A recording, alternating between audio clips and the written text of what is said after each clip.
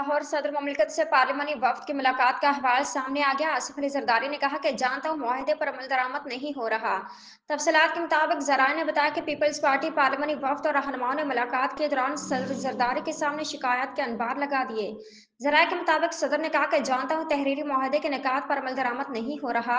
इत्तेहादी हुकूमत के साथ चलना हमारी मजबूरी है। जराये ने बताया कि इस मौके पर सदर आसिफ जरदारी ने कहा कि पीपल्स पार्लिमानी वफ्द आइंदा बजट तक मसाइल हल होने तक का इंतजार करें।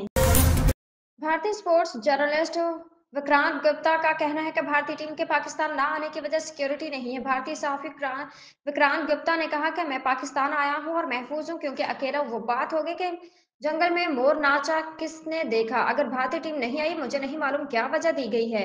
उन्होंने कहा कि मैं इतना जानता हूं कि वजह सिर्फ ये नहीं कि भारतीय टीम यहाँ महफूज नहीं है। दोनों मुल्क के दरमियान कोई रिश्ता ही नहीं और इसको सुधारने की किसी ने कोशिश ही नहीं की। हुकूमत की जानिब से वफाकी काबीना में तोसी का फैसला किया गया, जबकि हल्फ बर्दारी 27 या 28 फरवरी को मतवक्के है। वफाकी काबीना में नून लीग के रुकन कौमी असम्बली हनीफ अब्बासी, बिलाल हसन कायानी और बैरिस्टर अकील को शामिल करने का फैसला किया है। जराये का बताना है कि डॉक्टर तारिक फजल, तलाल चौधरी, मुख्तार अहमद बर्द भी काबीना का हिस्सा होंगे। वज़ीर ख़ज़ाना सेनेटर मोहम्मद औरंगज़ेब ने कहा है कि हुकूमत नेशनल करप्ट कौंसिल के क़याम पर गौर करेगी। नेशनल करप्ट कौंसिल पॉलिसी साजी और ज़ाब्ता साजी में मुआवनत करेगी।